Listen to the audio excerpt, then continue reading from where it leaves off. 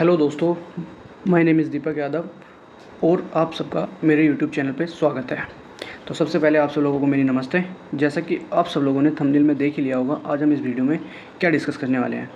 Personal cabin लेके ये सारी जितनी भी क्वेरीज़ हैं, इन सारी क्वेरीज़ के बारे में हम इस वीडियो में डिस्कस करेंगे।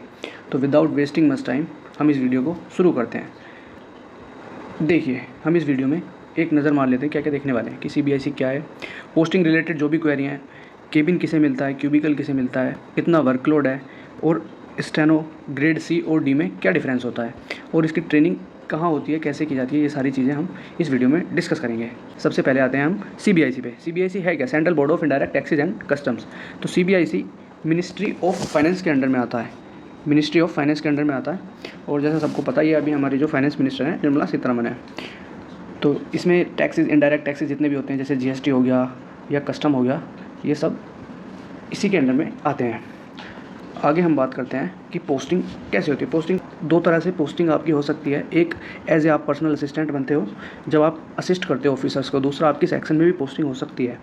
जब आप पर्सनल असिस्टेंट बनते हो या असिस्ट करते हो तो आपको मैक्सिमम केबिन मिलता है। सम केसेस होते हैं जब आपको क्यूबिकल मिलता है, और सेक्शन में भी वही है, क्यूबिकल होता है या कभी कभी आपको केबिन भी दे दिया जाता है जहाँ पर ऑलरेडी सारे जितने भी इंस्पेक्टर्स या फिर टीए रिक्रूट होते हैं वो सब वर्क करते हैं अपना करते हैं। जब आप किसी ऑफिसर्स को असिस्ट करते हो, जब आप एज ए पीए काम करते हो, तो आप इस ऑफिसर को असिस्ट करते हो। वो ऑफिसर कौन हो सकता है? कमिश्नर हो सकता है, चीफ कमिश्नर भी हो सकता है, एडीसी हो सकता है, एडिशनल कमिश्नर हो सकता है, जॉइंट कमिश्नर हो सकता है, ये कोई भी हो सकता है। आप जब भी इन ऑफिसर्स को असिस्ट करते हो, जब आप एज ए पीए काम करते हो तो केबिन भी दिया जाता है सेपरेट काम करने के लिए, क्योंकि आप कमिश्नर या जो भी आपके ऑफिसर्स हैं उनके बिहाफ पे काम कर रहे हो, तो कॉन्फिडेंशियल जो भी होता है, तो इसलिए आपको केबिन दिया जाता है।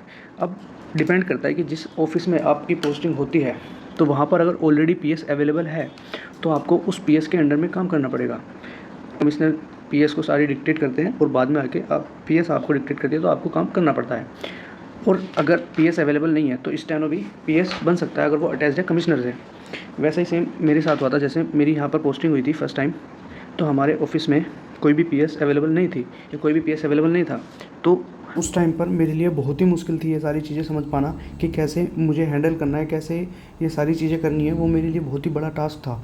मैंने जो वहाँ पर पहले से वर्क कर रहे थे उन स्टैनों से मैंने कॉल लगाया और उनसे बात की, जो को स्टैनो थे मेरे, मैंने बात की क्या करना होता है, कैसे हैंडल करना है सर को।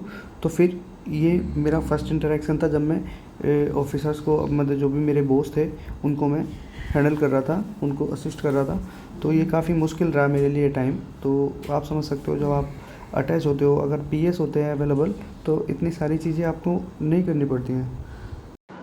है कैसे, इसमें चैलेंज क्या आते हैं? आपको क्या होता है जब आप पीए एज ए पीए या एज ए असिस्ट करते हो आप किसी को, ऑफिस बड़े ऑफिसर्स को, तो आपको you have to sit all the time at your seat. तो आपको हर टाइम उनकी सीट पर अवेलेबल रहना होता है, क्योंकि कभी भी किसी का भी फ़ोन आ सकता है, किसी भी ऑफिस से फ़ोन आ सकता है। तो आपको हर टाइम अपनी सीट पर बैठना होता है। और आपके साथ अगर कोई स्टेनो है या फिर पीएस है तो ईजी हो जाती हैं चीज़ें मैनेज करने के लिए, क्योंकि फिर आप एक ही अवेलेबल रहना चाहिए, तो आप आराम से मैनेज कर सकते हो आपस में। तो दूसरा चैलेंज आपके सामने क्या आता है? टाइमिंग को लेके। आपको अपने जो भी ऑफिसर होता है आपका, जिसको आप असिस्ट करते हो, उनके अकॉर्डिंग ही आपको टाइमिंग अपनी भी बनानी पड़ती है। तो कभी कभी ऐसा भी होता है कि बॉस के आने से पहले आपको ऑफिस में प्रेजेंट होना है, और जब आपके बॉस चले जाएंगे तो आपको उसी के बाद निकलना है। सम केसेस में एक्सेप्शन हो सकता है, जैसे कि मैंने अभी जैसे कमिश्नर सर थे या फिर अभी एडीसी के साथ मैं अटैच्ड हूँ, तो ऐसा नहीं है, वो बहुत ही अच्छे हैं, तो मैं पहले भी निकल जाता हूँ, या फिर वो सुबह जल्दी आते हैं और मैं थोड़ा लेट भी होता हूँ, तो ऐसा कुछ दिक्कत नहीं होती है। तो एक डिपेंड करता है आपके बॉस पर कि वो है कैसा, उनका नेचर कैसा है, काफ़ी सारी चीज़ें होती हैं। अब बात करते हैं कि आखिर स्टेनो का काम होता क्या है, काम क्या क्या करना पड़ता है, क्या काम करना पड़ता है। सबसे पहले तो बात करें हम डिक्टेशन की। डिक्टेशन होती है, अगर पीएस अवेलेबल है तो पीएस या फिर स्टेनो कोई भी डिक्टेशन लेने जाता है। अंदर जो भी सर होते हैं आपके, जो भी ऑफिसर होते हैं, वो डिक्टेट करते हैं।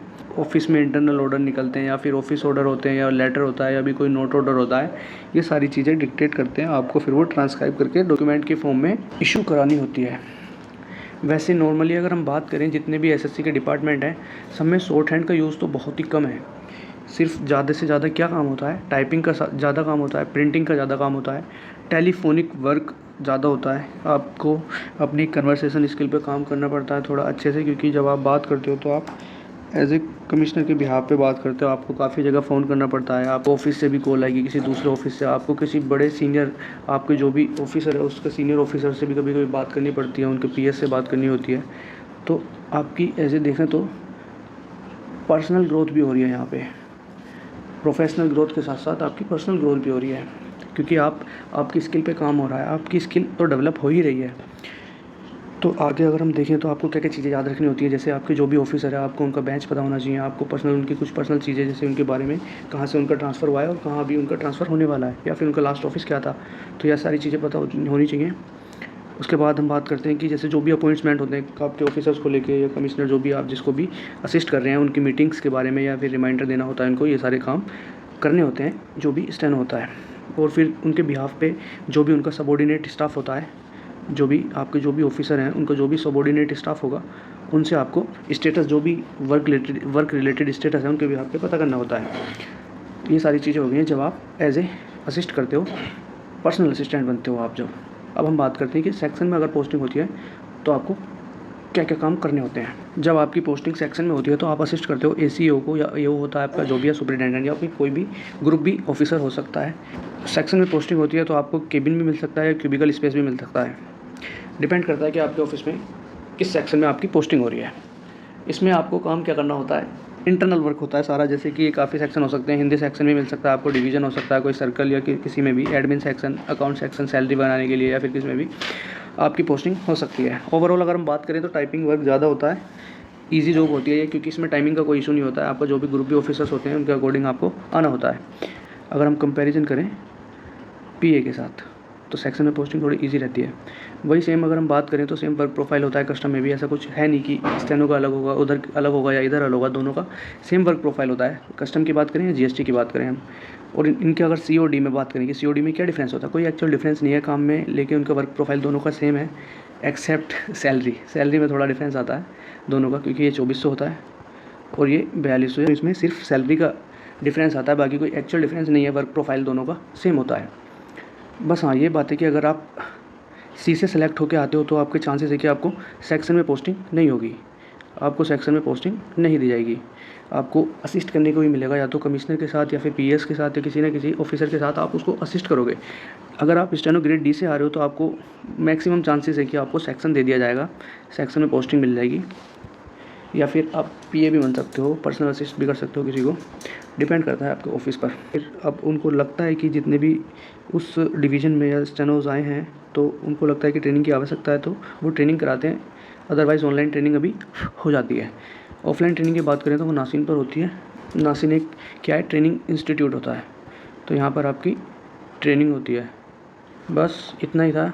अब मैं उम्मीद करता हूँ कि ये सारे पॉइंट्स आपके क्लियर हो गए होंगे कि क्या होता है पोस्टिंग रिलेटेड जो भी क्वेरी है, किसको केबिन मिलता है, क्या होता है, वर्कलोड कितना होता है। वर्कलोड की बात करें तो वर्कलोड बहुत ही कम होता है, इतना कुछ वर्कलोड नहीं है। डिपेंड करता है कि आप कहाँ पे हो। अगर आपकी सेक्शन में पोस्टिंग है तो फिर बहुत ही नॉर्मल वर्कलोड रहता है, इतना वर्कलोड नहीं होता है नॉर्मली। अगर हम बात करें तो आप इजीली काम कर सकते हो। ठीक है, ये सारी चीज़ें थी इस वीडियो में, और मैं उम्मीद करता हूँ आप सब लोगों को वीडियो पसंद आई होगी। अगर आपको वीडियो पसंद आई है तो वीडियो को लाइक करें, शेयर करें, सब्सक्राइब करें मेरे चैनल को, और बेल आइकन दबा दें जिससे कि अगली वीडियो में डालूँ तो आपको नोटिफिकेशन पहुंच जाए। ठीक है, बाय बाय, जय हिंद, मिलते हैं नेक्स्ट वीडियो में, धन्यवाद।